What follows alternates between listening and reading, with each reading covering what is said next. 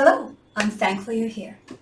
Thanksgiving is a time for thankfulness, for friends, family, food, and it's great to have a reminder to pause and count our blessings. But today I want to talk to you about gratitude.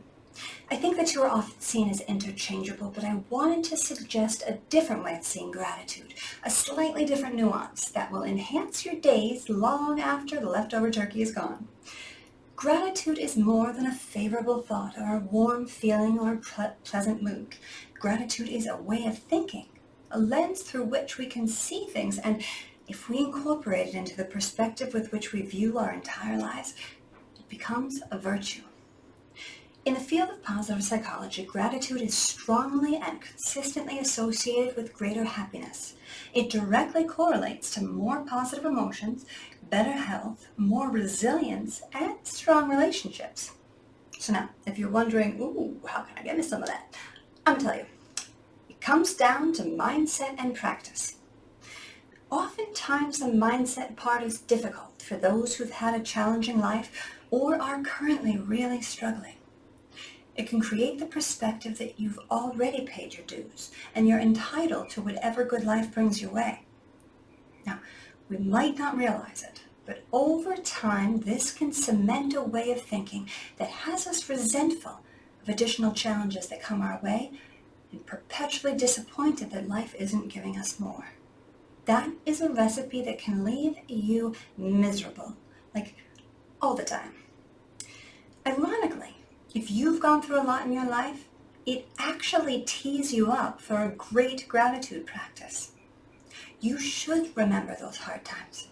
Only when you think back on how difficult life used to be, you can learn to use this as a basis for comparison with how far you've come. Choosing to look at this contrast instead of waiting for good fortune to even the score creates a mindset of gratitude. Because the truth is that life really owes us nothing. No matter what it may have put us through, all the good we have is a gift, and nothing should be taken for granted. Now, I want to point out that there's nothing wrong with wanting more for your life. You should always be striving to improve your life. But here is another good place for a mindset self-check.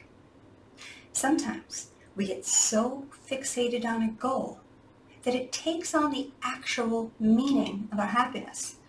Our thinking gets wired in such a way as to turn happiness into this perpetually dangling carrot that is just out of reach. We say, I'll be happy when this happens, or I'll be happy when I get this. But the nature of that kind of thinking is such that as soon as that thing happens, we just quickly find another carrot to chase.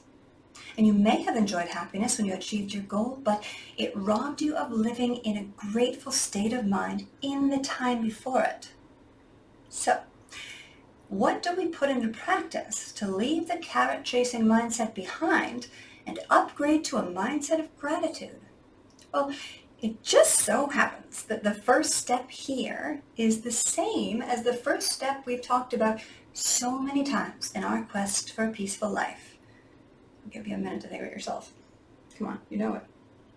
Starts with an A. Awareness. Bringing your subconscious thought to your attention where you're aware of it.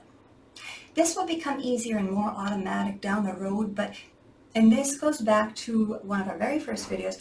Might have been the first one or the second one. Anyway, it's called Perception.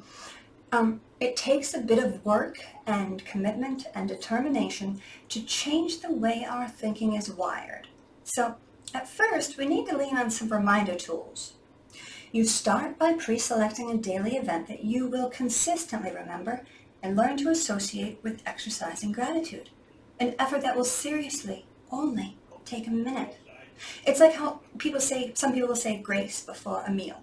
And actually, that's a really good time to pick, mealtime. It happens every day and is often a time to slow yourself down. That's when you can pause and make yourself aware of what you've been thinking recently. Is there a worry you've had on loop in your mind? Are you stuck in a mindset of negativity, maybe focusing on what isn't, or annoyed about things you could be letting go of? Once you're in the driver's seat of your thinking, you can then choose to identify one thing that you're grateful for. Just one thing. There is always something. In the darkest of times even, there is always something. And we can train our minds to focus on the good. Another great association tool is bedtime.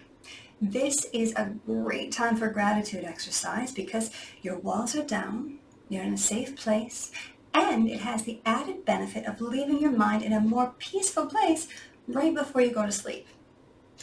The exercise you may choose here is to keep a gratitude journal, either like an actual physical journal or an ongoing memo on your phone. Here, you would think back on your day and choose an event, an accomplishment, a moment with another person that was meaningful and valuable to you. This establishes a common thread throughout your days of gratitude. If you struggle at first to know how to word what you want to say, you could try a sentence using words like thankful, fortunate, or blessing. And it doesn't have to be something monumental. Maybe your day was a complete shit show, but you had a really good calzone for lunch. That counts. Sorry, I'm so predictable. It's a lot of talking. Okay.